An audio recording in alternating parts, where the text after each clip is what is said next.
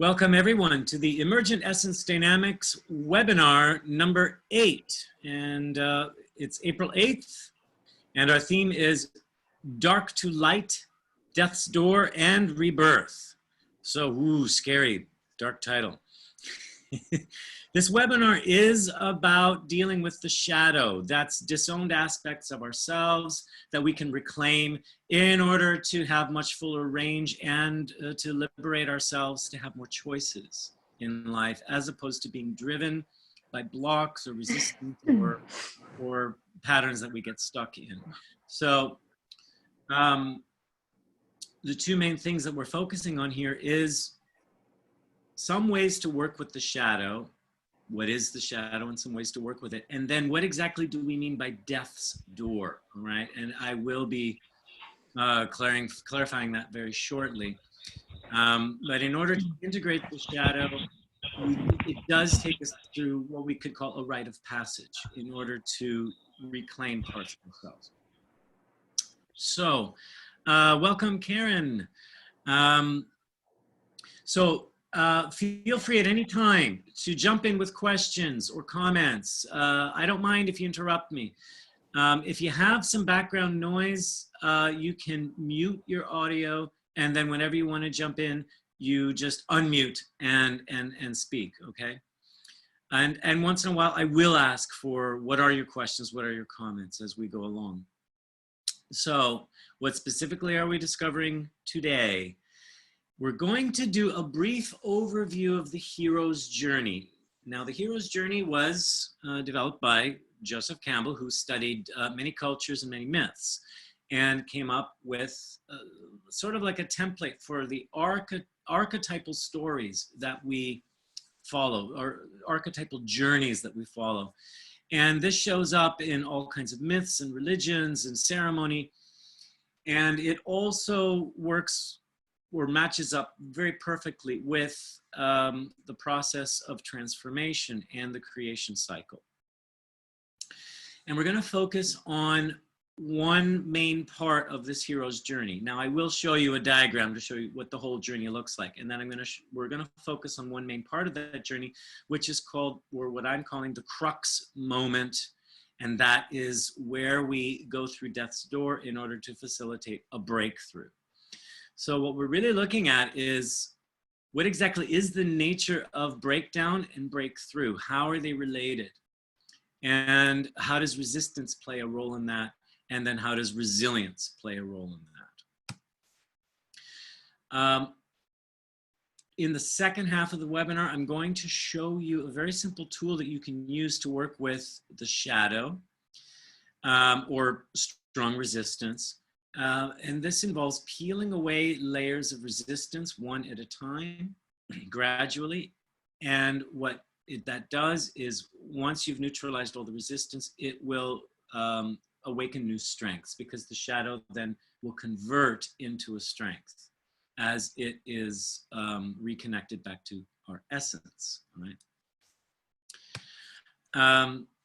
And throughout, when we're looking at the hero's journey, death's door, and the shadow, I'm going to be giving you lots of tips for reconciling our fears and obstacles with our natural strengths and our essence and our essential strengths. So do any questions or comments come up so far with what we're going to be looking at today? Or if you had other questions outside of this that brought you into the webinar? Anybody have anything to say? If not, you can give me just a thumbs up that we're good to keep going, proceed. Thumbs up, okay, great. Okay, so I'm going to switch my slide. So some of you have not attended these webinars before, others of you have, others of you have taken the EED courses, and some of you have not. So very briefly, I'm going to explain what Emergent Essence Dynamics is and what does it do and how does that relate to this webinar, okay?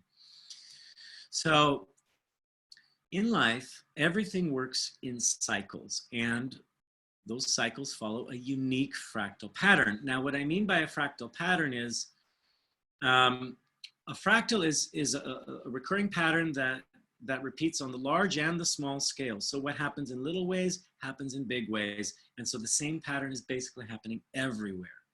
Now we function through patterns, particularly in relationship. We have relationship patterns, whether that's relationship with ourselves or someone else or something else.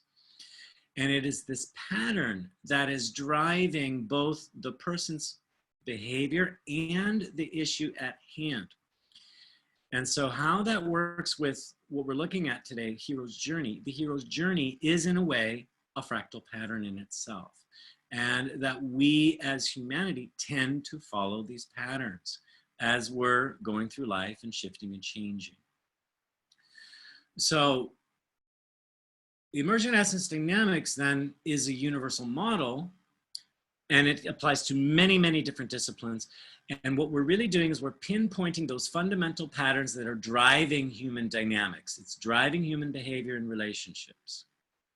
And so this can apply to coaching or leadership or mediation or facilitation or healing or simply just your own personal well-being and personal management and relationship management.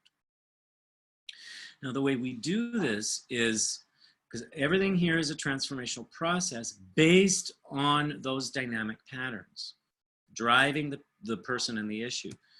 So what we're doing first, before we change anything, before we try to transform anything, is we want to build a baseline of resilience. So we focus on resilience first. Why? Because that neutralizes most of the resistance that's happening, and it calms the person down or the relationship down, so that then they're able to move into a transformation based on resilience, not based on fear.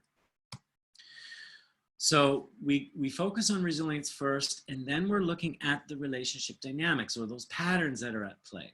So we work with the person's action and behavior. It's the action and behavior that start revealing patterns. It is not what the person says. So EED does not depend on language or a person's explanations, justifications, or words. Although language does play an important part as far as programming the patterns, but to reveal the patterns, it's more about what we do than what we say.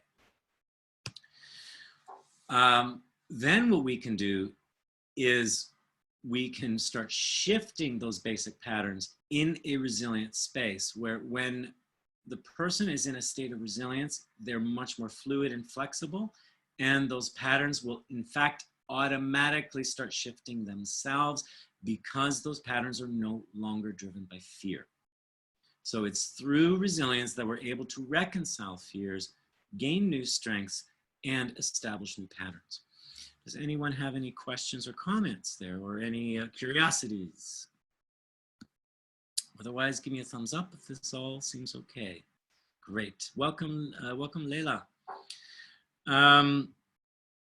Great. Okay, so why would we work with the shadow and death's door? Don't those sound like fearful things to work with? Scary things, the little monsters in our closets that we don't want to face. So change is a process of both breakdown and breakthrough. You cannot expect a breakthrough without something actually breaking down. It is like creation and destruction, or destruction and creation. Whenever we take a piece of clay and mold it into a sculpture, we're actually destroying the clay and reshaping it. So the clay is experiencing a process of breakdown in order to have a creative breakthrough and transmute itself into a new form, okay? And so this is what we're experiencing all the time. We experience breakdown and breakthrough every day, all right? Just sometimes it tends to happen in more extreme ways. Now, why does a breakdown feel like a breakdown? It is because our ego or our identity is clinging and fighting for control. It does not want to dissolve. The ego and identity is very threatened by change. It wants to keep things secure, exactly as it is. And it tries to maintain that control. And when we introduce change or something new, there's a breakdown that's happening, and the identity is threatened, and therefore we have resistance, It's the ego that is doing the fighting, not our essence, okay? Our essence is quite the opposite. It's fluid. It is a level of all potential. It can be anything and everything. So therefore, there is really no such thing as change for the essence, because it is everything potentially, all right? Our darkness, meaning the parts of us that we shove to the side, that we don't want to connect with, or that we put behind us, that contains hidden strengths. And when confronted with the darkness, it contains lessons that we can learn. All right. Now, this becomes very key for working with the shadow and death's door. That every shadow will contain a hidden strength that we didn't know we had.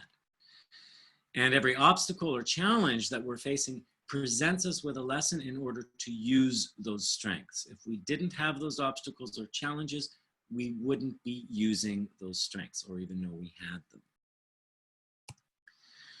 So we reclaim our autonomy when we allow ourselves to pass through death's door.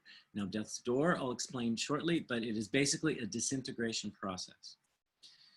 So we reclaim autonomy when we pass through death's door and reclaim the shadow. And therefore, then we're more fully integrated and more in a state of wholeness, because we have embraced the shadow as part of our full conscious range as a human being. Just with that, are there any questions or comments? Anything? Yeah, hey Troy, it's Clint. So I don't know if I'm jumping ahead, but for someone who's new to, say, shadow work, can you give me an idea of an example of what shadow would be? Or am I sort of jumping ahead of this? Not necessarily. So, because I'm going to go into, okay, what is the shadow? But now, shadow, let's say it started with Carl Jung, all right?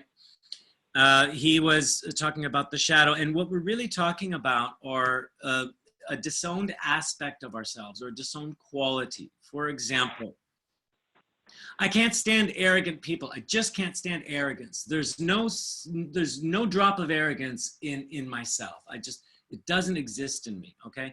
And when I'm confronted with arrogance, I freak out, I get triggered, all right? So arrogance would be a shadow of myself, because it's something I completely disown. This is not a part of me. It doesn't belong, okay, in my range. And so that starts to rule my life, where I'm going to make choices based on not being arrogant, or not dealing with arrogant people, or anything to do with arrogance. For me, arrogance means an automatic no, and that limits my range of choices. So the shadow is going to cause an emotional charge in me when I'm confronted. Sometimes that's conscious and sometimes it's not. But what it will bring is strong judgment. All right. Does that help clarify for you, Clint, what we mean by shadow? Yeah, 100% actually. It's funny, when you gave me that example, I'm actually dealing with somebody like that Yes. At work, and it's become more evident as we work remotely. So wow, that I just had a little like aha check. Okay, thank you. Great. Okay. So why would we want to start embracing our shadow? Why, for example, would I want to start embracing arrogance? Because then I'm actually more liberated in the way I deal with arrogance. It does not mean I have to become an arrogant person myself. Now, I have a lot of judgments of what arrogance might look like. That might mean that person is bigoted, superior, they don't listen, they don't consider my feelings. The list can go on and on and on and on. But there is, if I start to peel away my resistance towards arrogance, it gets less and less of a charge. I get to know it more for what it is, as opposed to thinking I know it through my judgments. So I peel away the judgments and the resistance, and then I discover the essence of what that arrogance is. And I will find a strength in that. And that could simply mean self-confidence or something else, for example. And we'll see, like if we're going to talk about arrogance, we'll see a lot of arrogant behavior from people. And that actually is an expression of an essential quality or strength. But on its way out to be expressed, it could become distorted. And those distortions are caused from that person's own shadows.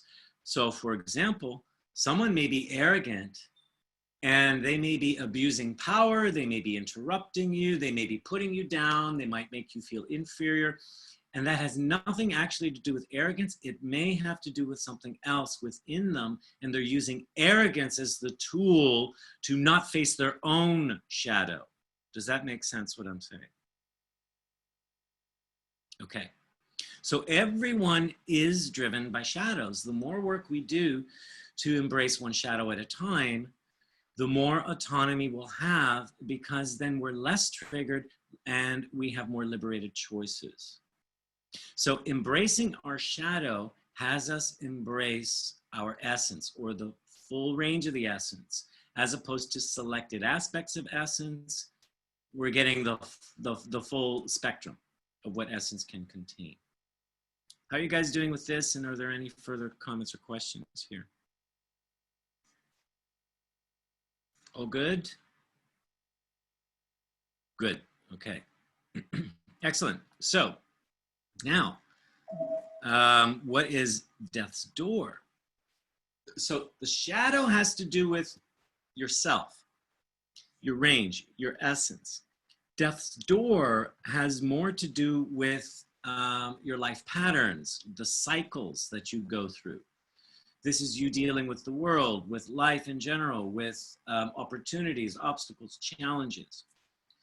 Now, the death's door shows up at a crux moment in your life. Now, that could mean a moment of where you're really confronted with something.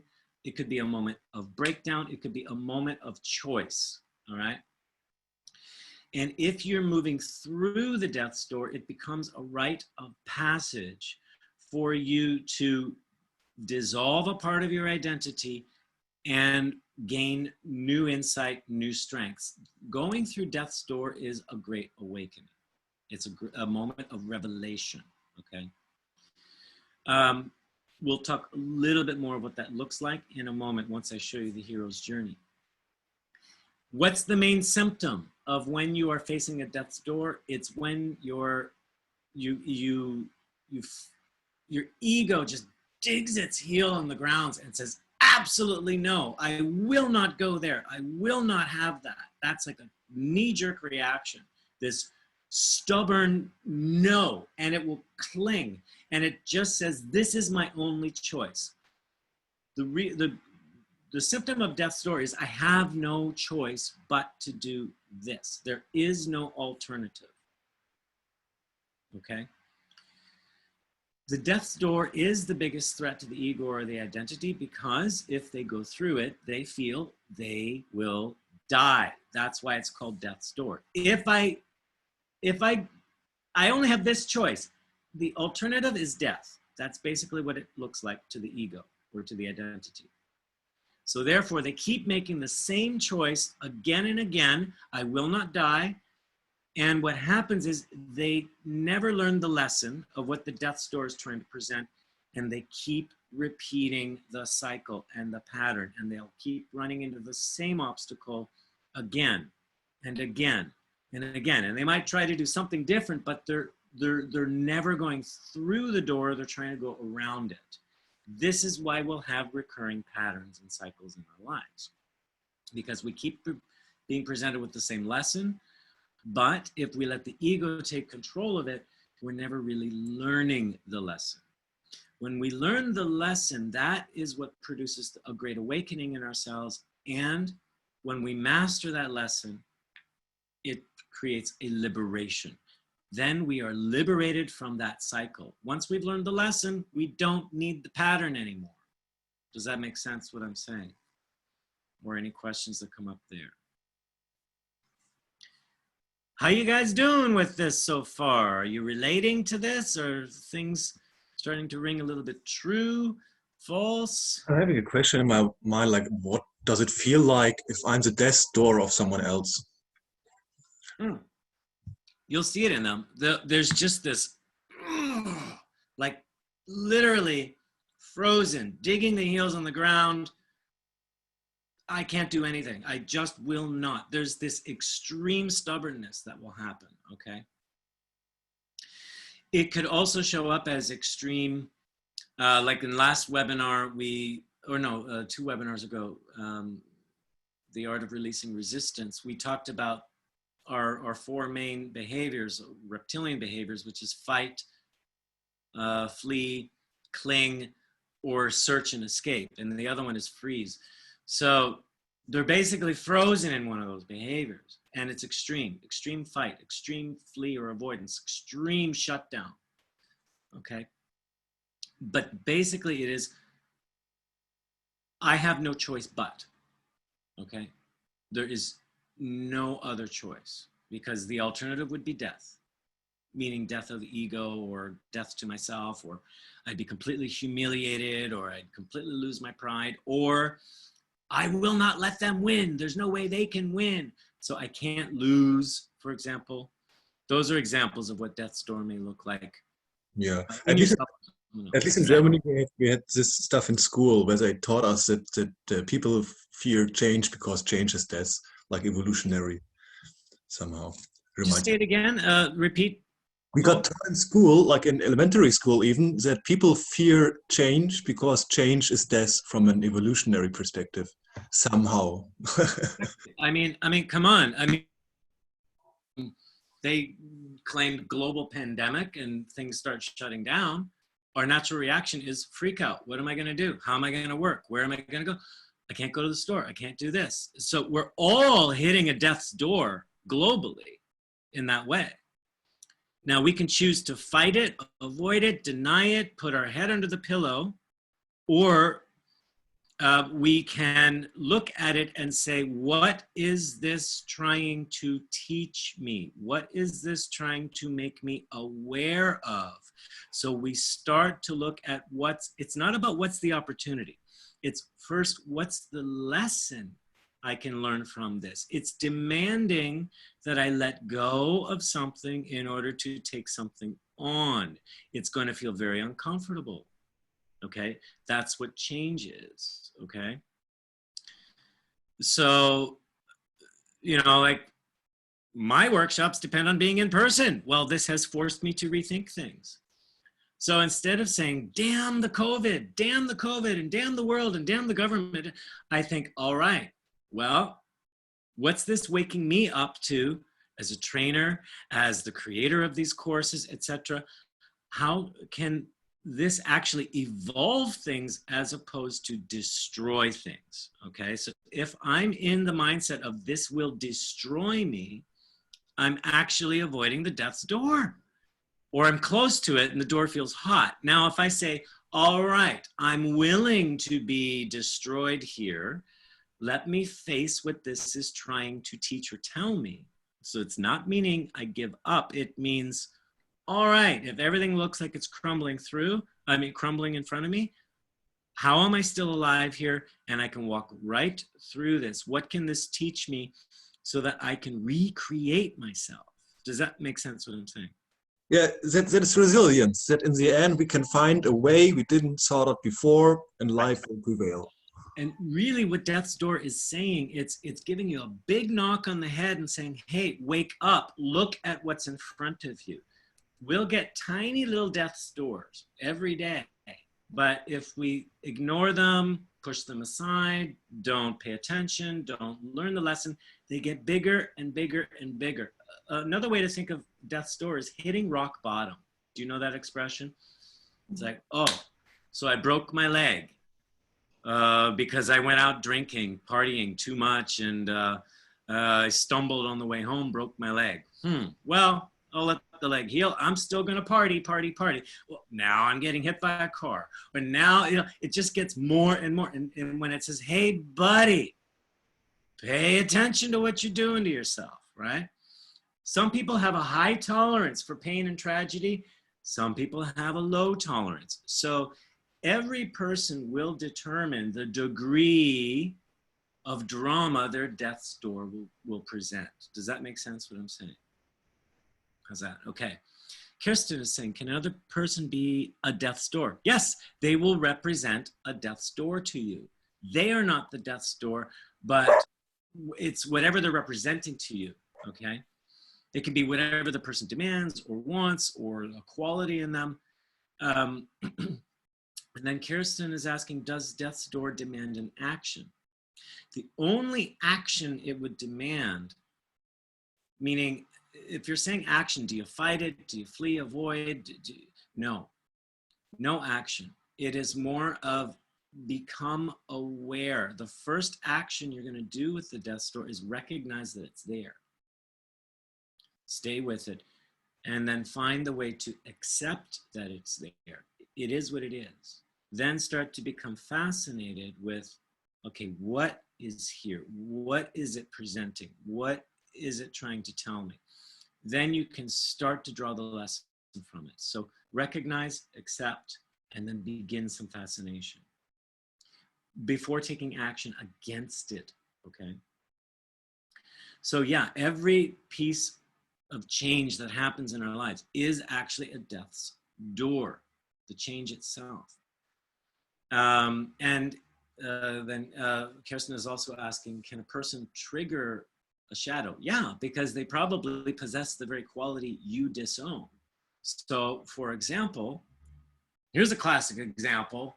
I hate gay people. Can't stand them. I'm a homophobe. Never say I'm a homophobe. It's just gay people are wrong. And I don't know why I'm doing that voice, but many times strong homophobia means there are latent homosexual tendencies in the person, okay? So,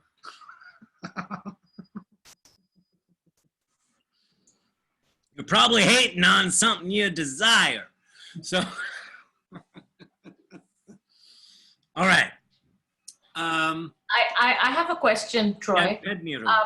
I've been doing a lot of shadow work over the past years, and I really like this metaphor that you shared about, the door is there and the ego kind of tricks us into going around the door versus through the door.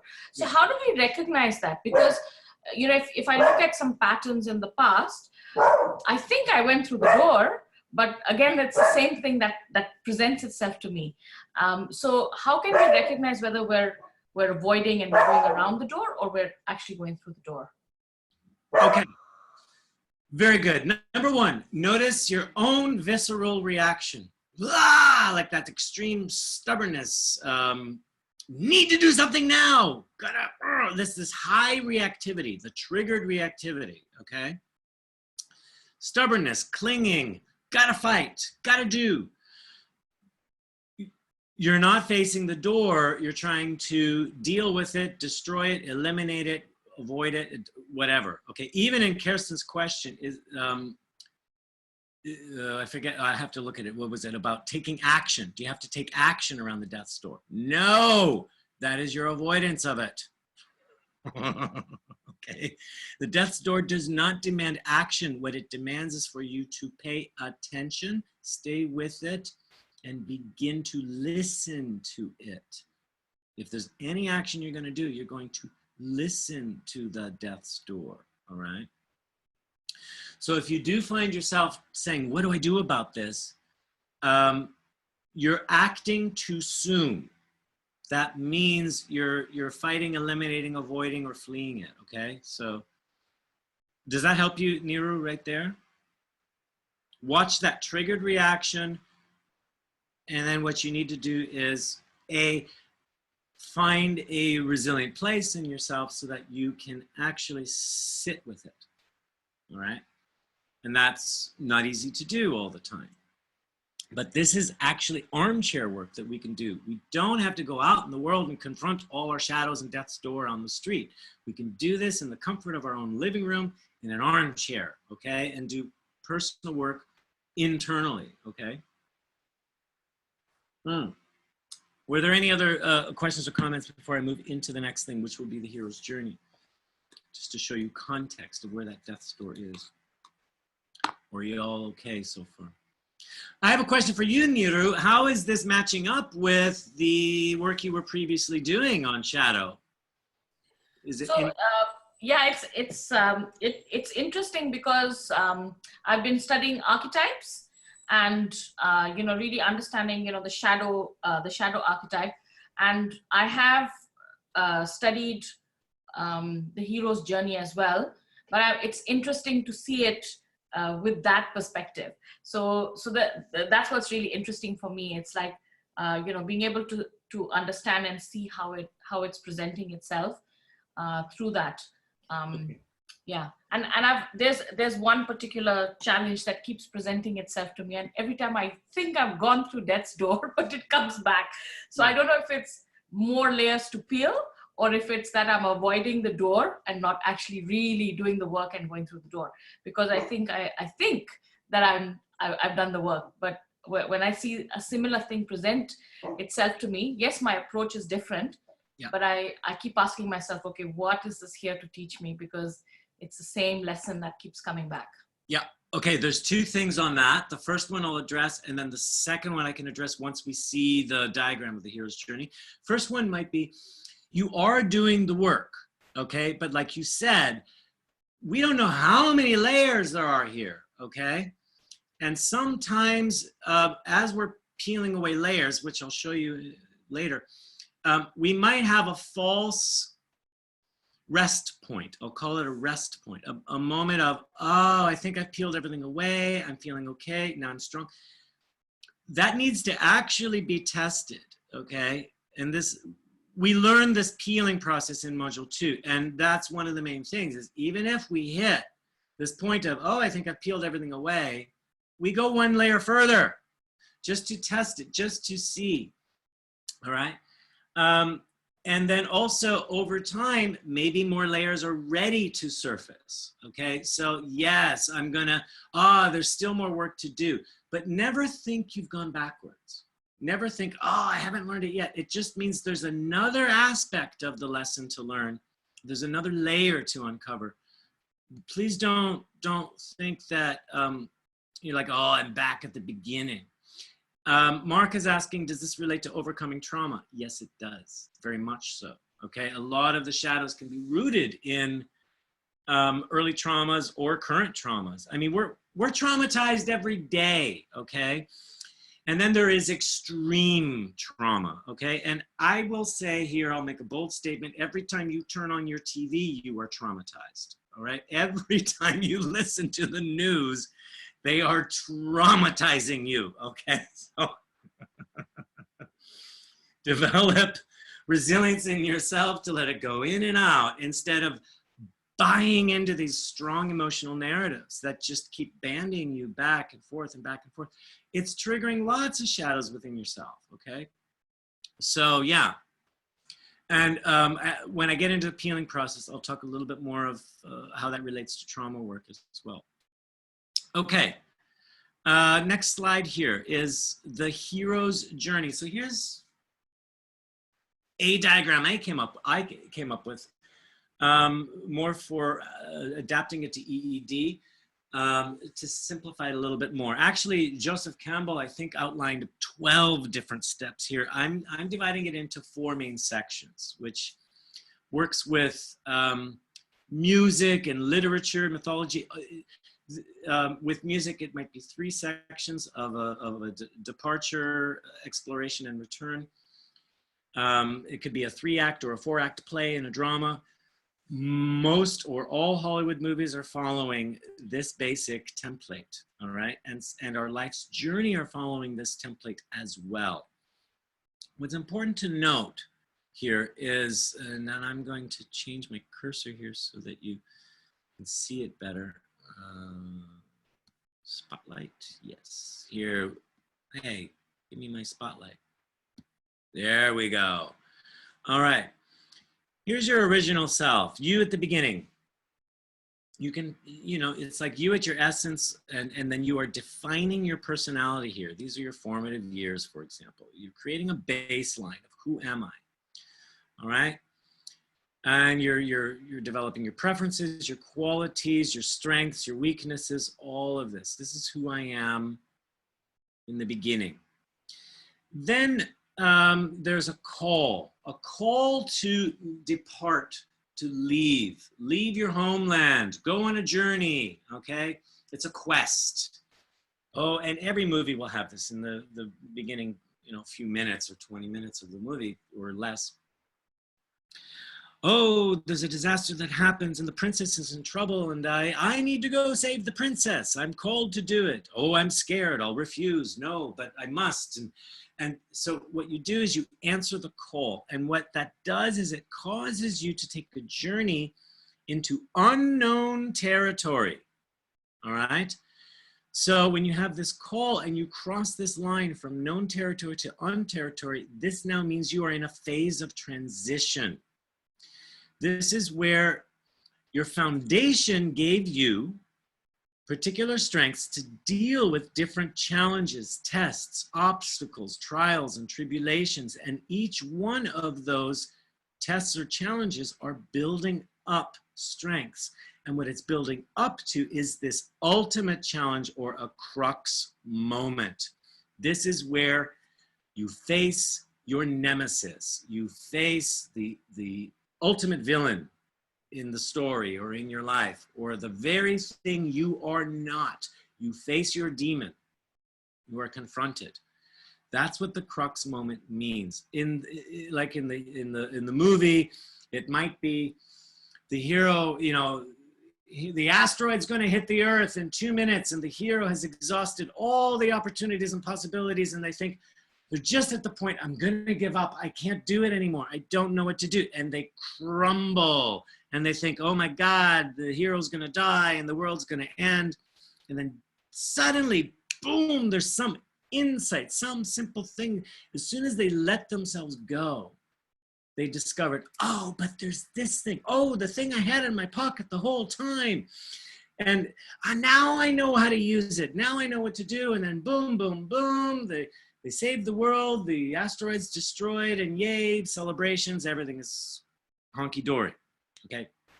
Maybe that's not a great example. I don't think Hollywood would have picked up my storyline there to make a movie out of it, but what this really means is we've exhausted all our known resources and we're left vulnerable, naked, and then we submit to that or surrender to that, and then that allows us to discover, there's even something else, something more I never knew, and that rises up.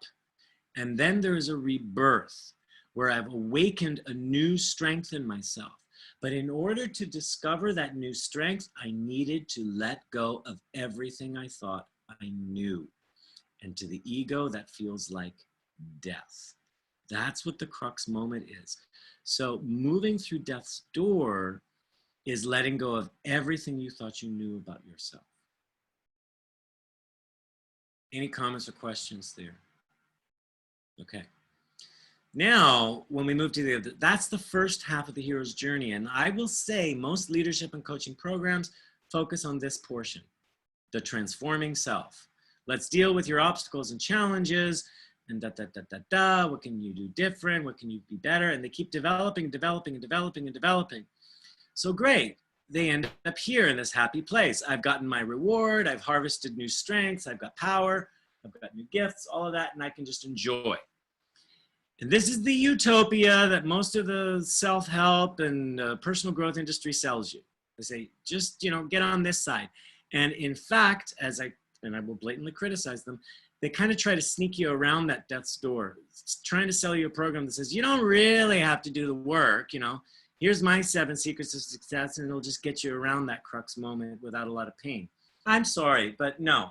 If you're going to go through a crux moment, it's going to feel like a dark night of the soul because you're really disintegrating who you thought you were. I'm sorry to say that, but that's what it is. All right? You got to put the work into it. The reason why Hero's Journey is such a great tool is for whatever reward I expect on the other side, I've got to counterbalance that with, well, what does it demand of me to earn that reward, okay? If you saw a movie and the hero is like, oh, he's in trouble and the asteroid's coming and there's only 2 minutes left to save the world. And now it's 1 minute and now it's 30 seconds. And then the hero just snaps his fingers and says, oh, it's easy. Boom. I'll just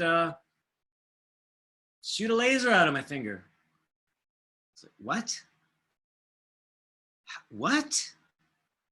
Like, that would be such a dissatisfying climax. You want to see that hero work his ass off, right? As the audience member, it's thrilling to see them crumble and rise because it is an earned reward. It's counterbalanced. If suddenly it's just like, boom, asteroid's gone. What was I worried about? That's not satisfying because it doesn't make sense. How are you guys doing with that? That for the rewards we want, we need to counterbalance it with, well, what does it demand of me to earn the reward or to get there? It's not always an easy path, but we can make it easier when we understand the lessons we need to learn in order to get to the other side.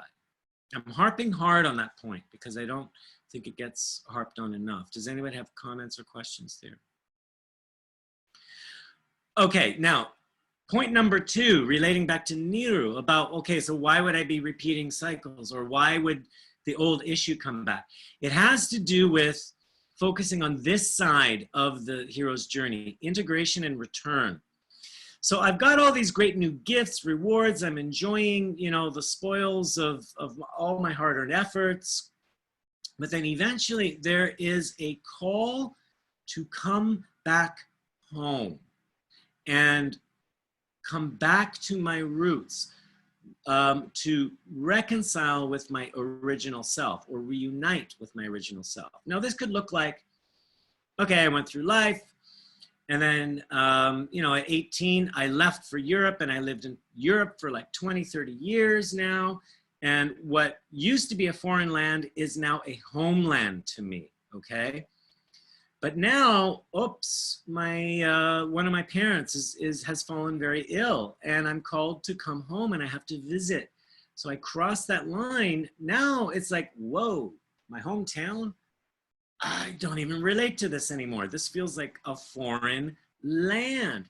And the customs, everything, the, you know, the way people behave, it's all different. I'm used to having, you know, my European meals and all this, and now I'm back, you know, home where, you know, people are eating fast food, for example, okay? But then I also have to confront my parents. Old habits are gonna come back. Old arguments I haven't had for 20 years are gonna come back. Old friends, old places I used to visit, all kinds of old memories are coming. So this is the phase where I will do a reconciliation between my new self and my original self, and I need to incorporate them together because sometimes when we live too far here in our new self, we might dissociate our original self and make it into a shadow. Does that make sense? Oh, I will never be again the way I was when I was 14. I'm so much more evolved than when I was then. No, there actually were qualities of who you were then that have original strengths. You may have been criticized for them. You may have gotten in trouble for them in the past, and that's why you've put them to the side. But now that you've gone through these transitions and gained new strengths, you can now go back to the old original strengths and see the value in them and reintegrate them. So what can happen is when people do a lot of personal work, their original self can become a shadow because they dissociate from it, okay? So the whole idea to go around the whole circle here of departure, exploration, integration, and return is to return back to your point of origin, but you have so much wisdom and experience in this whole journey through the trials, tribulations, rewards, and then through atonement and reconciliation. And so what you do is you return to your essence far more fully explored and expressed, and you have full access to everything. Everything becomes more fully realized. Whereas at the beginning of the journey, you were just potential. At the end of the journey, you are fully expressed. Okay, that's the difference. So Wizard of Oz is a great example. Dorothy's gone through all these adventures, you know, dealing with the witch. She makes her friends, the Scarecrow, the Lion, the Tin Man, etc. They go reveal the wizard. They face the wizard, pull back the curtain, and then they get their heart and their courage and their brain. And then Dorothy says, well, yeah, but I want to go home too. And I say, yeah, but Dorothy, you could have gone home at any time. You were wearing those ruby red slippers. Just go click, click, click, and you're home. What? I could have gone home at any time. So we carry our original self with us throughout, all right? But it's to reconcile with ourselves, we need to get the furthest away in order to come back home. How are you guys doing with that? Maybe I spent too long on it. We will go a little over time. Any comments, questions, or shall we move forward? Hey, Troy, I just wanted to say something. Yeah. It's interesting about original self and going back to your original self, because recently, after years of living in Toronto, went back home to Vancouver. So I was kind of faced with that, but it's interesting how you put it into this perspective, is how we sometimes abandon the original self, or even are repulsed by the original self and not reconcile it. So there was a lot of that kind of happening. Yep. And so that's interesting that you just put that in perspective for me. Wow, very cool. Excellent. And I will add that sometimes in order to, like when we move the furthest away from ourselves, sometimes we do need to abandon that original self or completely cut it out in order to learn those new things. I mean, this is what reinvention is. But eventually, we can't keep that separation forever. That's the only thing, all right? Mm-hmm. So temporarily, you may cut that out, and then eventually you can reintegrate it. I mean, I changed my name I went through a period of 5 years where I changed my name, everything. I completely abandoned my previous self from childhood. I reinvented myself, but then I did have to go through a reintegration process. But it took time. I had to begin to appreciate the new self, start to exhaust it, and then I could start to have more appreciation and empathy towards my old self and start bridging the two together. If I did it too early, I was still hating myself.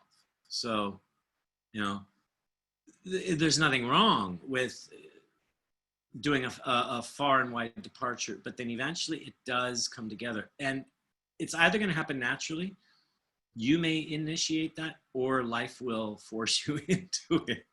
So either way, it's going to happen. We will do a reunification.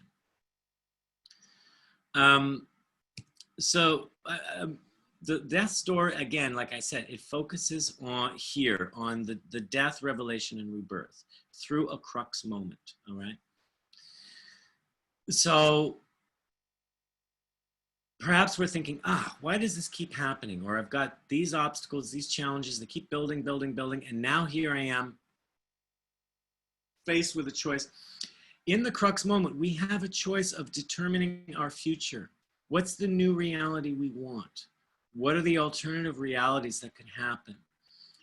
If we keep going the way we're going, that's also a possible reality. So, in fact, every obstacle or challenge we have is a crux moment.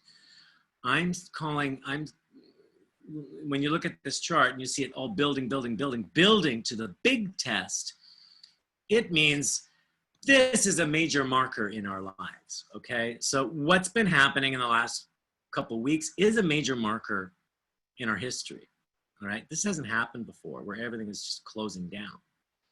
So it's presenting big lessons. It's having us question, what is our world? It's having us question, who are we? What have we been doing all this time? Do we need to be living the way we were living? What is this presenting? I will say, the more we cling to the old life, the the more we're avoiding the death's door that's being presented, okay? Whereas if we think, all right, so what is here, it is what it is. Now, how can I flow with it? What is it presenting to me? What does this tell me? What kinds of opportunities could this give me? What does it demand of me to let go of in myself? That's going to be a healthier response, all right? As far as how do I do my business? How do I work out the rest of the year? Et cetera, et cetera. Does anyone have comments here on how I'm equating what's going on right now as a crux moment? Yeah, I have a question, Troy. Mm-hmm. Yeah, so why do you call hero a hero? What makes this guy a hero? Because let's say the hero moves through the crux moment. The hero is the hero because they overcome themselves. They've overcome their fears, their obstacles, and they've used their full potential in any circumstance. That's the hero. They're not a hero, they're an anti-hero if they give up or they don't work for what they earn. Okay? Okay. Does that help? Yep. Okay. We Thank are our own heroes of our lives. Okay? In fact, I would encourage you to start looking into yourself as a hero as opposed to outside. There are people we admire, but they don't have to be our heroes. I mean, we need to question them too. All right? Because, and every hero has a flaw. Every hero has a weakness, but that it's through that weakness that they can gain a strength. That's kind of what the crux moment does. The crux moment makes you think, I've lost everything and I've lost all my strengths and now I'm just weak and I'm gonna crumble. When we go through that door and say, I allow my weakness, accept my weakness, I can then pick up and find a strength. It doesn't mean I roll over and die because of my weakness. It means I accept my flaw. It is a part of me. That's the subtle difference. Do you guys get that clarification? Okay. So each obstacle and challenge contains a lesson. That I have to keep hammering. As opposed to saying, how can I solve it? How can I solve it? Actually listen to what the obstacle is or what the challenge is. And the main question is, what is it asking me to learn? What is it trying to tell me or teach me? And then you can ask, in order to learn that lesson, what does it demand of me? And one thing that's going to come up is there's something you're going to need to let go of. There's something you're going to need to let go of in order to hear the lesson. And then there's something you have to let go of to learn the lesson. All right? Not everyone loves to have that conversation with themselves. It's not a fun conversation. I just love everything to be the same and for everything to go my way. It's just easier. So, and then what do I take on, right? And what do I receive in the lesson? What do I take on and how does that feed me? How does that nurture me? How does that awaken something in me? Then those are the questions to be asking. But look to the lesson first, okay? Here's another way to look at it, more so the crux moment. And this circular diagram comes from from the way conflict works, is you're gonna have power plays and power plays and power plays and manipulations and power plays and power plays and power plays, and then they may exhaust themselves and we can drop into a moment of essence or a moment of truth, and the relationship relaxes, and there's where it can build some resilience. And then we're going to get another chapter of some gameplay, more plays, fight, resist, control, fight, resist, and then boom, it relaxes and drops into a moment of truth. And life is like this too. It presents me with lessons, obstacles, challenges, and then I actually pay attention and listen, and I can drop into some resilience or some strength. Then I get more and more and more. As we go through life, the challenges get fewer and bigger, or fewer, and we're narrowing it down into what's our main lesson. And the death's door is, what's the whole essential lesson of this whole cycle? All of these little power plays or obstacles or challenges were just representing that one big death's door. These were all variations of it on smaller scales. Okay, this is why I'm saying everything is a fractal pattern. So the good news is that we can decide, well, what is the limit of my death's door? Again, I will determine what is rock bottom for me. Is it when I scrape my knee?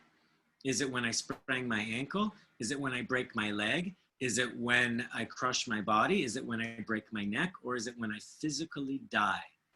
But all of those were caused by basically the same thing. Do you guys understand what I'm saying there? That we can have different degrees of a dramatic death door. It can be non-dramatic or very dramatic. It depends on how much am I paying attention and how willing am I to pay attention. And even like, I had a very low tolerance for pain as a child. So if I scraped my knee, I was like, okay, never again. I'm not doing it. That's why I never broke a bone in my body. It doesn't mean I was afraid. I said, what had me scrape my knee? What was I not paying attention to? And I paid attention to it, and it just didn't happen. So, and I would treat life that same way. If there's something unpleasant, well, learn from it now. Did anybody have a comment there or not? Yeah.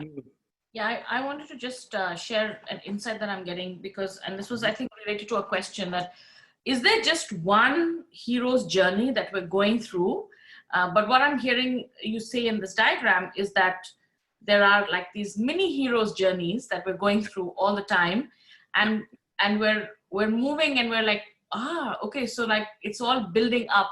And I think for me, this is the answer that I was looking for, because I thought, that little death's door was, okay, that's my death's door.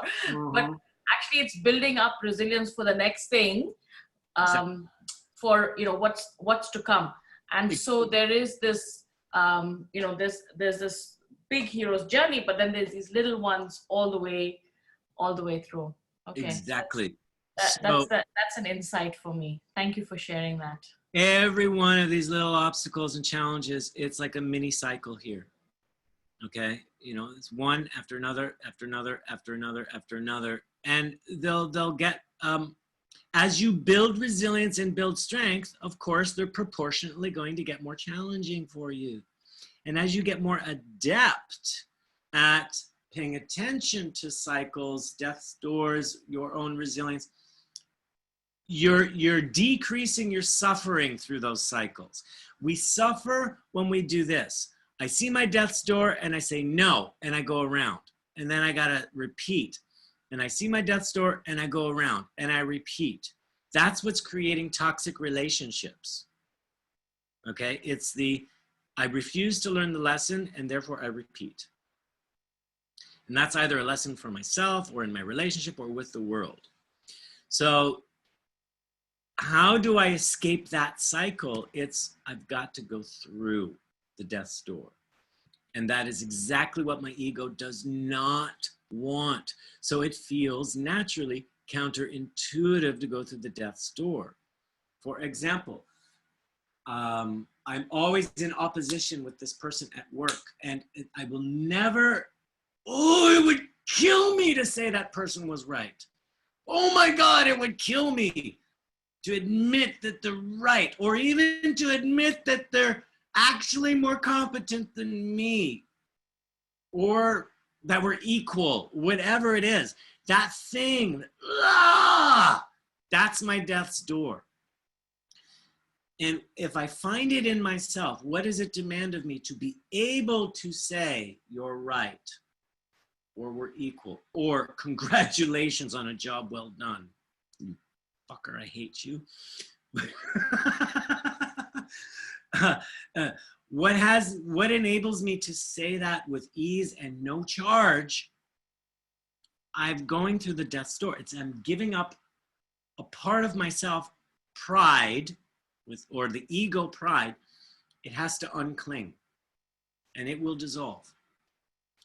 Then I move through. Then I'm released from that cycle and I once I've learned the lesson, I don't need to go through those tests, challenges, and obstacles again, okay, for that lesson.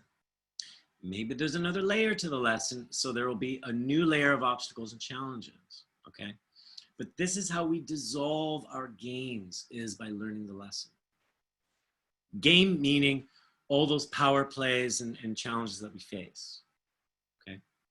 I have a question that might be a little off, so you won't have to answer it. The question is life intelligent, that it offers us these challenges, or how do these challenges and lessons get composed for us? Well, that's going to get us into a big philosophical discussion, an esoteric discussion. I thought so. Never mind. Yeah. But look, I'll give you a very short and simple thing: is everything is operating through fractal patterns, and everything is interwoven, interconnected. And so, and what I've seen in the 15 years of conflict work I do is each person's personal dramas or personal cycles or patterns perfectly match up with the other. So in a way, we cast each other to perfectly match up with the lessons we need to learn, whether that is unconscious or conscious. But also, it could be part of a larger fractal pattern that is happening everywhere. And so, yeah, let's say life is intelligent. But I would say it's all a co-creative act, whether we're conscious of it or not. We are all perfectly interweaving. It sounds less of intelligence to me now and more of a group sense, kind of, and like a matter of the people you stick around with as well. I mean, obviously, if I'm in a different area with different people, I will have different challenges, I guess. Yeah. So I am noticing that we're at the top of the hour. There's still one more thing I wanted to show, which is peeling resistance, which is actually pretty simple. And so if anyone needs to leave, feel free to drop out and or leave the webinar, and you will get the recording so you can watch the rest. I'm happy for the rest of you if you wish to stay. And then I can answer more intricate questions at the very end as well. Okay, so yeah, so here's a question for you: like, what is your current death's door? What is, and I'm sure you may have been already been thinking of that, okay? But that's a question to consider. What is your current death's door? Does anybody want to share, or anybody, does anything come up? If not, that's fine. But certainly that question. I can share, Troy. Yeah. So I think current death's door, given sort of the state of the times, I think that there's a lot of fear for myself in terms of what's going to happen, and it works on two parts. So fear around my health and being safe, fear around like survival. So how am I going to make money if the economy is suffering? And then the other part is fear around family, if they're healthy and safe and staying well, because I don't live with them, they live across the country. So there's this kind of panic, uncertainty, anxiety, worry. I think it's collective. I think people are talking about that, but just, you know, how that relates to now. So how am I managing that? How am I staying calm? How am I staying level-headed and sober in terms of like how to manage the day-to-day stuff as we're like all isolated, and you know, there's a real threat out there. So that's my death door and managing that. Okay, great. Excellent. So let me briefly say, how do you walk yourself closer towards the death's door so that you can go through it as opposed to around it, all right? So basically, for everything you said, Clint, you've got to go to the opposite place. So when you say, what about my security? So then in your imagination, go into what happens when I lose everything. And walk yourself through that. So I lose my job, I lose my work, I lose access to my bank account, I lose my home. Keep going, right? as opposed to, I better calm myself down. I better think of something to do. Here's an alternative. Da, da, da, da. Those are all avoidance of the death's door. The actual death's door is if I'm feeling my security is threatened, then go to the nightmare. Now I've lost all security. I'm worried about getting sick. What do I need to do to survive? Well, then have the nightmare fantasy of, I have the disease, I'm dying, I'm suffering. I'm worried about, would my business survive? Okay, allow yourself the nightmare fantasy of, my entire business crumbles. Now, as you do that, you ask yourself, now what? And intermittently ask yourself, okay, this is happening. How am I still okay? Or what's still keeping me alive? Okay? That will help you through the death's door and have your ego stop fighting clinging. I'm not saying you have to physically experience the whole crumbling of your business, that you have to experience catching the disease, or that you have to experience your whole family dying. I'm saying allow yourself the fantasy of it.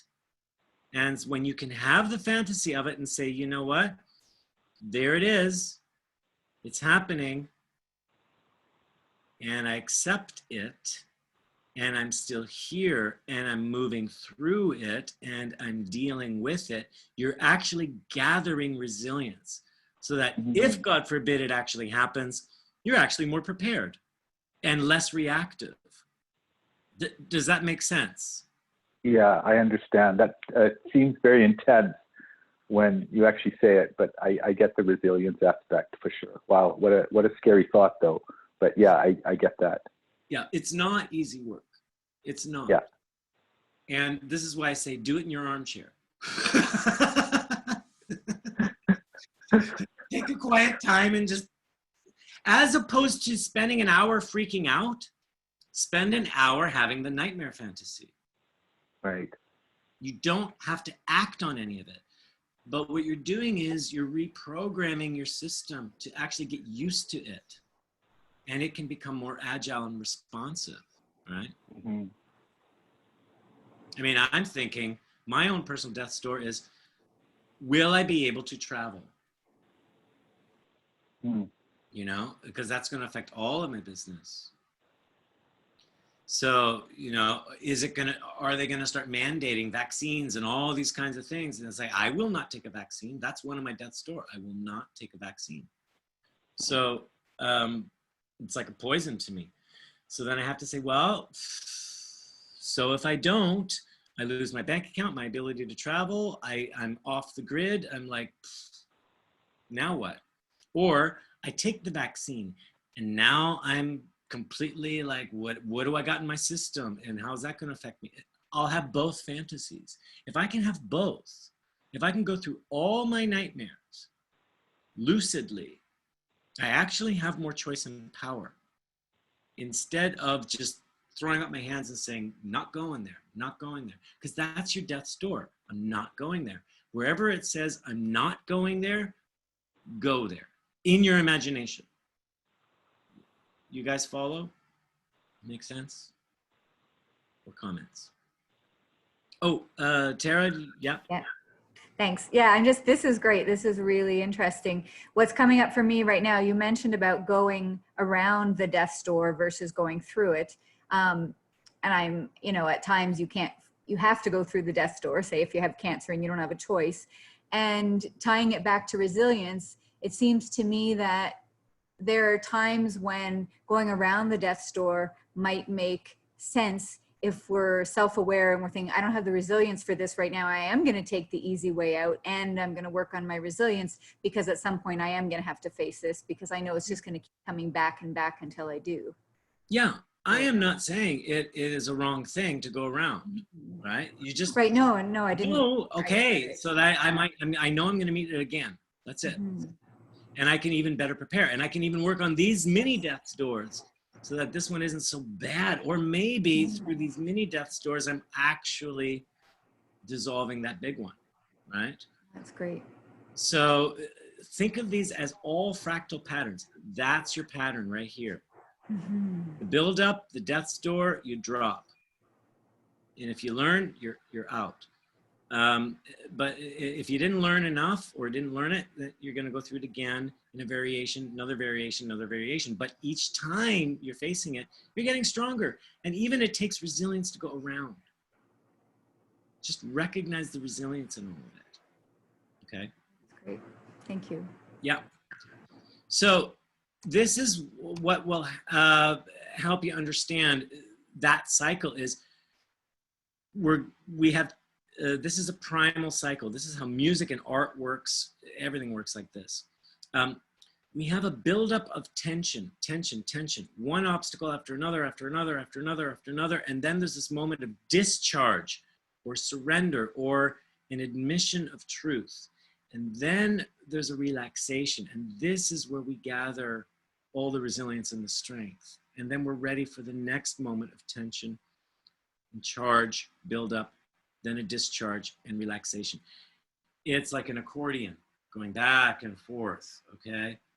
Of tension and relaxation, tension, relaxation. That's how music works. That's how art works. Okay? That's how relationships work, all right?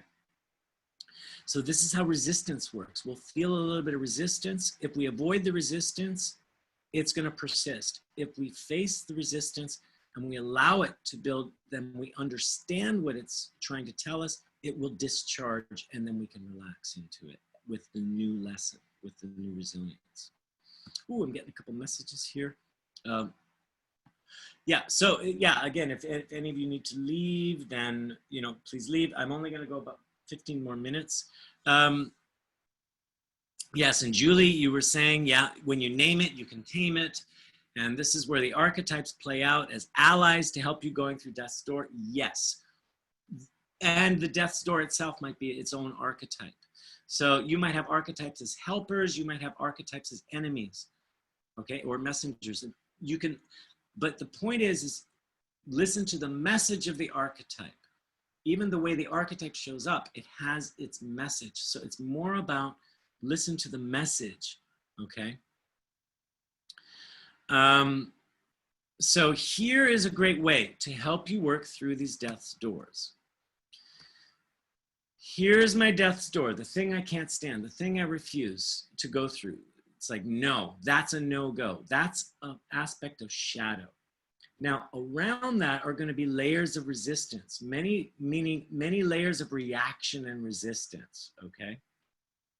So if I say, a great question is, what is something I cannot stand or cannot tolerate or cannot be with, okay? So if we go back to arrogance, what's my first reaction to arrogance when I meet arrogance? It's like, ugh, I push back, I defend, okay? Next layer might be I get angry. Next layer, I get sad. Next layer, you know, each layer can be different, all right? This is also the way to pull back to what Mark was alluding to is trauma. When we have an initial trauma, we're going to dissociate and wrap it up with layers of protection. Either we're going to have layers of story upon story upon story with all built in with emotional reactions and investment. You can never face the shadow directly. You need to go from the outside in. So work with the first layers of resistance, dissolve them, then the next and the next and the next, okay? You cannot force yourself or anyone else to go directly to the center of the issue. That in itself just won't happen, or you're just re-traumatizing them. So work from the outside layers in. That's basic trauma therapy, okay? So the easy thing about that is notice your first reactions and notice your first levels of resistance. That's it. That's all you work with, okay? Got another message here. Yeah, from Julie, yeah. Doing inner child work helps with going through the door. Yeah. Inner child can mean lost aspects of strengths that you're reclaiming. It can also mean lost aspects of vulnerability, etc., or lost aspects of trauma or forgotten aspects of trauma. So The inner child is similar. It's going to have all kinds of layers. So work from the outside in. So here's how it looks. First, you connect. And then you can peel that layer and discover what's underneath. That sounds very simplistic. Okay, let's watch that again. Here's my shadow. Arrogance. What's my first reaction? There it is. Boom. I connect with that reaction. Anger. Once I get used to the anger, I can make it tangible. Then I could peel it, lift it as if it is something physical or tangible. And then I discover now what's the next reaction, what's underneath. I am not separating it from myself. I'm not ripping it from myself. It's almost like lifting the top of a box to find there's another box underneath. I'm not putting the box to the side. It's like boxes within boxes, within boxes, within boxes. Because my anger is a part of me, but I want to look at what's underneath the anger. I can't think about what's underneath the anger.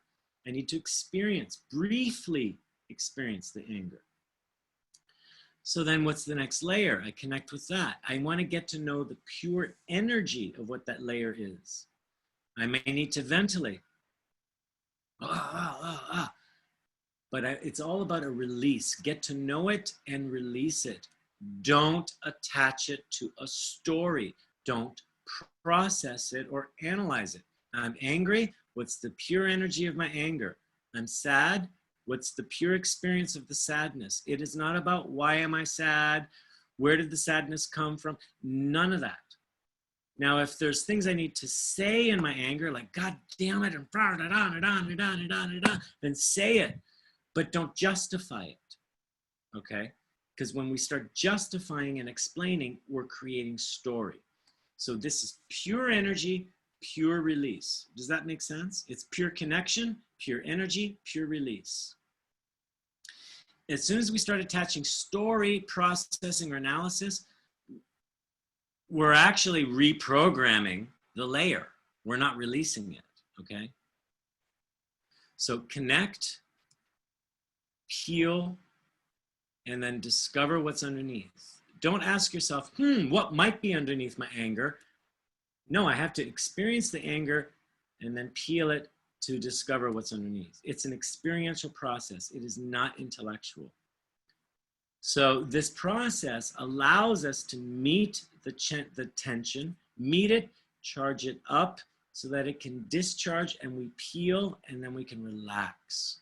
Because we realize, oh, I'm connecting with my anger. I'm still here. I'm okay. Yeah, the anger's happening.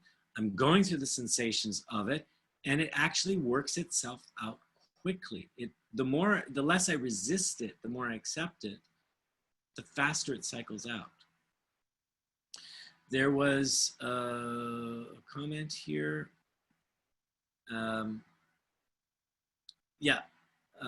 It's integration versus marginalization. Right. So every resistant reaction you meet, you're just meeting it with some acceptance. You just briefly connect to it, allow it to be what it is. You'll get to know it. Maybe it has information for you, and then you can peel it and let it go. And we keep peeling and peeling and peeling like an onion until we'll get to that core, and then there is actually nothing left to peel. And this is when we land in a state of essence, where there is nowhere to go, nothing to do, nothing to be. What you'll find is, okay, I'm having no more reactions towards this. It's like I'm perfectly okay. I'm feeling a sense of peace and calm. I don't need to do anything. I don't need to be anything. That means you've totally cycled out the charge. And this is where then you can start making peace, and you can anchor that state of essence in yourself, that peace and calm. In the next slide, I'm going to show you very briefly on how to anchor that state of essence, how you can circulate that through you. And the next webinar is going to continue on from there on how do you promote resilient well-being? How do you access your core vitality, your core essence? So I'm only going to show you a brief slide on it, but for now, and then come next week and you'll get way more information on how to work with it directly. Any questions here on this peeling process of connect, peel, discover? Or are you guys okay with it? Yeah? It's pretty simple, okay? But you need patience and persistence with this. And don't make it a goal to get to state of essence, okay?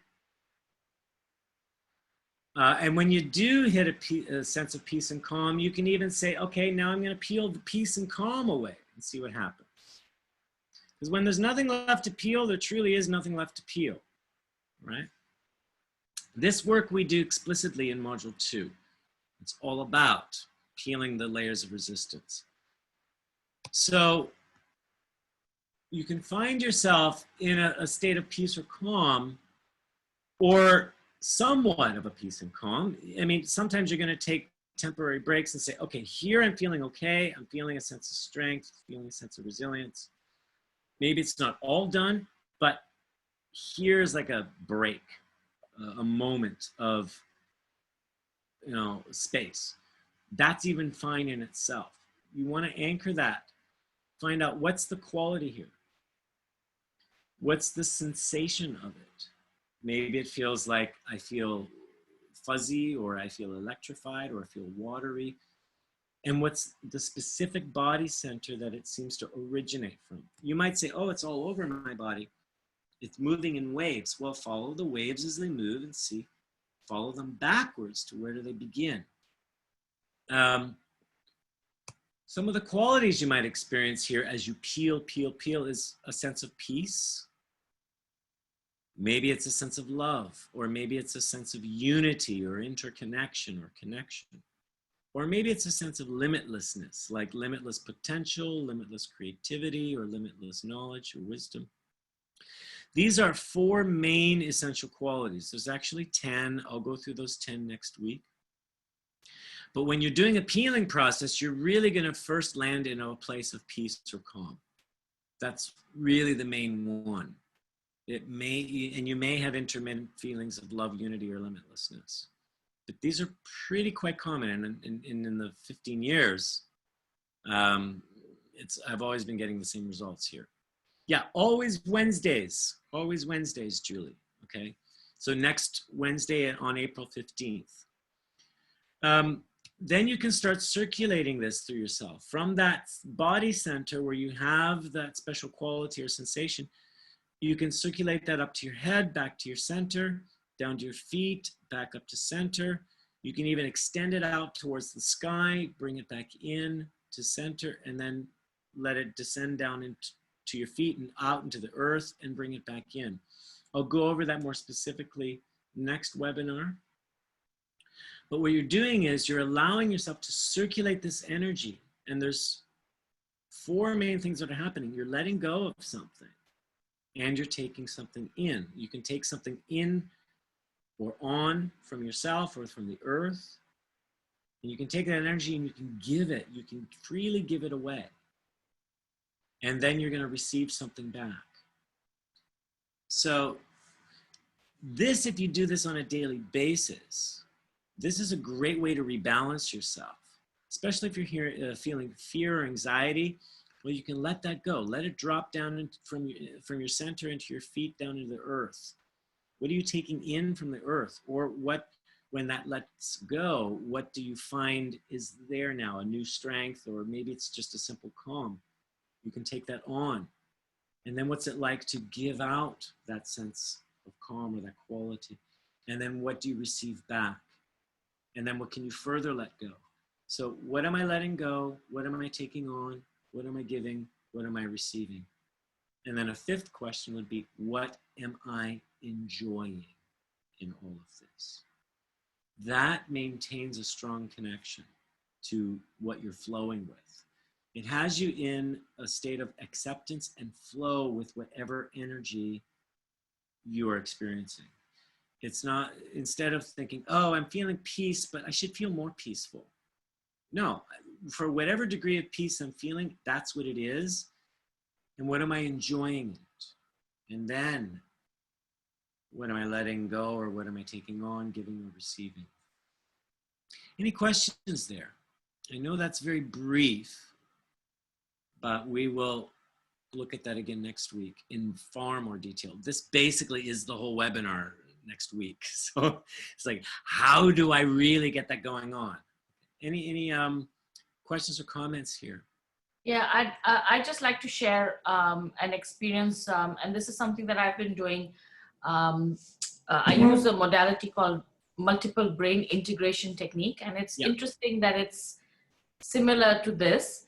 And I use balanced breathing to process this. And it's interesting, the heart, the center starts from here, the heart, and then the sky is the head, and then the earth is the gut or intuition. So it's interesting to see this. And I've been using it, but not necessarily to unpeel the layers. And so for me, this is a really interesting connection, and I think I will use this. But I definitely look forward to the webinar next week as well. Yeah, like I said, we'll go in more detail, but basically, yeah, what this actually does, we've actually done measurements. When we activate this is called the resilience loop. All right, this is when we're activating a resilient quality in somebody, or an essential quality, and they'll get into deep delta when they do this. They're completely lucid and awake, but they're in such a deep delta state. Yes. Right? And it takes them into a state of timelessness, and where things feel unconditional. They will even lose spatial recognition sometimes, meaning like, oh, am I 20 feet away, or are you 20 feet away, or so. And then you can bring this back to a normal, like a beta state, meaning our normal waking state. But then we can also bring this into high gamma too, which is superconscious states, all right? So, but it's really the sense of when we get in touch with an essential quality, because it's unconditional, self-generating, it's timeless. That's what really gets the brain into deeper, like the theta or the delta waves. What else was I going to say on that from what you said? Yeah, we can bring it to the head and bring it to the feet. We further extend it to the sky, meaning our upper environment or the universe, and then into the earth, or deep into the earth, because it gives you context, as opposed to feeling like, oh, I'm in this blissful state just floating around. This allows you to plug yourself into your real world. The sky will provide more lofty inspirations, and the earth provides rootedness and groundedness and a sense of history or ancestry, all right? So that's why we mention sky and earth as opposed to just head and feet, because it takes you beyond your body and gives you a context to be in relationship with the world you're in. And then we do a horizontal loop, but that's for the next webinar. But this is just to create internal resilience. So just in summary, and then I'd love to hear some of your takeaways as well. Oh yeah, and Julie, yeah, when we're facing death's door, we're gonna have all kinds of resistant and polarity behaviors, right? So, and we talked about polarity 2 webinars ago. That's the fight and the cling and the flee and the search, and then even the freeze. Yeah. Yeah, and for anyone that needs to go, I know I went over time longer than I promised. So I'm finishing up now. We're probably just gonna be a couple more minutes here. So the shadow is key to embracing our complete essence. So if we keep avoiding our shadows, we're only limited in our range. That's not a bad thing, but I'm saying eventually the shadow's gonna come knocking. Death's door is key to liberating ourselves from repeating cycles. So rather than get too upset and freaked out about obstacles and challenges, I know it's disappointing when things don't go our way.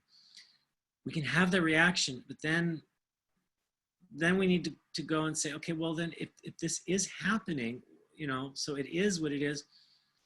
Now, what is this trying to present to me? What do I need to listen to here? And that doesn't mean don't make creative options, but listen to what the message is. Listen to what it's presenting you. Listen to the lesson it wants you to pay attention to, and then make your creative options, okay? That doesn't mean let go of your goals. It just means you might have to go about your goals in a different way. A crux moment always gives us a choice. Either we awaken or we repeat the cycle. That's really it. It's either awaken or repeat. And if we choose to repeat, then we repeat. We know the consequence of that. So then we know there's going to be another death's door coming. And then maybe we will be more ready for it. We'll always discover our latent strengths when we allow a dark night of the soul, meaning we're allowing ourselves passage through the death's door, when we're allowing ourselves to disintegrate. And again, I'm not saying go out on the street in a highly consequential situation and just disintegrate. I'm saying use your time at home to just have these disintegration fantasies, okay? Don't do it when it really counts. Maybe when it really counts, you want to fight for your life. But having disintegration exercises when you have time at home might actually make you fight better when it counts. Were you trying to say something there, Clint? No, it's just laughing at your example. Sorry, I unmuted, but yeah, I think it's, thanks. I thought it was funny and relevant. Yes, yeah, yes. So it's always nice to do your dark night of the soul in a cocoon, okay? Not when it really counts, okay? When cultivating resilience, it allows us to let go of our ego in order to awaken. So basically when we are letting go of our ego, we're building resilience. And when we're building resilience, we're reconciling with our ego, letting it go a little bit more, all the while we awaken. So the two go together. And when we work with our resistance through a healing process, notice the resistance, briefly connect, heal it, discover what's underneath. We're building resilience because we are in relationship with the resistance. We're not fighting it, or we're not avoiding it, okay? And remember that healing is experiential. It's not an intellectual exercise. So you need to be open to what you feel, as well as what you think and what body sensations you have. Let it be experiential. When you do hit a state of essence, and we all have at least once in our lives, and you have many moments of state of essence, it's just this feeling of peace and calm, nowhere to go, nothing to do, nothing to be. Note it and enjoy it. And then you can anchor that and say, okay, when I anchor it, what's physically happening, what's the emotional or the energetic sensation, what are my thoughts? You can always return because you've found key features of that state of being. And recommendation is do that work or circulate an essential quality daily within yourself to remain grounded and resilient. If you've experienced it once, you can experience it again. It may not be as intense as the first time, but you can access it. And then just circulate it with acceptance and enjoyment. Just enjoy what's there and circulate it and see what happens, and be always welcoming and willing to discover what it brings you. Keep remembering, how does this feed my well-being? That's a key question. What am I enjoying? How does this feed my well-being? And that amplifies the resilience. What do you guys take away from this? I know it was a lot. These webinars are always intense, and I should not advertise 60 minutes when they damn well go for 90. So anyways. Any final words here on what you take away or what feels insightful or inspiring? Yeah. Hey, Troy. I'll just comment. It's Clint here. Thanks for that. As someone new to this work, I think that you really clarified shadow, because I had a different sort of a definition of what shadow meant. And also just, realizing now that we're in this fourth state of being isolated and alone with ourselves, it's a good time to kind of put all the stuff that I'm learning into practice. So yeah, now is the time to sort of, I don't know, fantasize about those end of world sort of situations, but completely as a fantasy, and learn resilience from it. So I think that this is really helpful. It's interesting perspective. So thank you. Awesome. Yeah, I do think now is the perfect time because we've been given time. And great, if you're having those nightmare fantasies, end of world fantasies, don't indulge in the drama of it, but more of let yourself flow through it and keep asking, yeah, and how am I still here? How am I still alive? How am I still okay? As opposed to, oh my God, oh no, oh no. I mean, if those feelings come up, let them pass through, but keep remembering, and how am I still here? And how am I still here? That's the important distinction to make. Otherwise, you'll be having fantasies and traumatizing yourself and fighting and resisting it. That's not what they're for. They're to learn from, how can I still be here and withstand it and be okay? It's like, how does this flow through? As if I'm water and it just flows through me. Does that make sense? I'm making a very clear distinction on that, okay? Yeah, it completely makes sense. So it's the difference between curled up in a corner in fetal position compared to like resilience and strength and inner strength. That's right. Exactly. Yeah. Yeah. And so before you embark on the fantasy, get in touch with a touch of resilience. Like even the simple question, what is something nobody can ever take away from me? I know it's a permanent aspect of myself. And then connect with that and then embark on the fantasy and keep returning to it. It's like having this resilience button that you can reactivate every once in a while when you start moving to freak out. And it just brings you back. It calms you down a little bit more and you keep moving forward. So great. Got it. Very cool. Thank you. Anyone else had anything to add? I think there was something in the chat. Thank you. Yes, Niru. Yeah. Oh, Yeah, thank you. Sorry, I muted myself. Thank you so much, Troy. I mean, it's, I think it's no coincidence. I really do believe that life is intelligent. That I finally managed to attend one of your webinars when I've been trying to do it for the last 2 years. So I think it's absolutely no coincidence that, I'm here today and it's all coming together. So there's this work that I'm already working on. And I think that it's given me a lot of perspective. So thank you so much for that. And I appreciate your time and your energy and your passion. And it's really been a very good use of my time this evening. Thank you so much. Excellent. Awesome. Yeah, I'm so glad. And there was a reason why I programmed this for now was because Easter is coming up and basically Good Friday represents a death's door, right? Religiously. And it's this process of a dark night of the soul where there's a death and a rebirth, Good Friday, the death, and then on Sunday, the resurrection. And so it's quite symbolic and it's very, very interesting that we're just in a parallel process right now.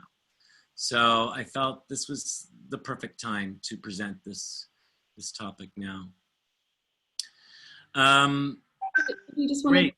Thank you so much. It was, really, really powerful. And again, I just wanted to, I agree completely with some of the other comments of it being extremely timely in our lives, and we don't really understand why this happens. Or it's like my mom is actually a coach, and she follows you, and so she's like, Elise, you have to do this webinar tonight with me. I was like, oh, okay, sure.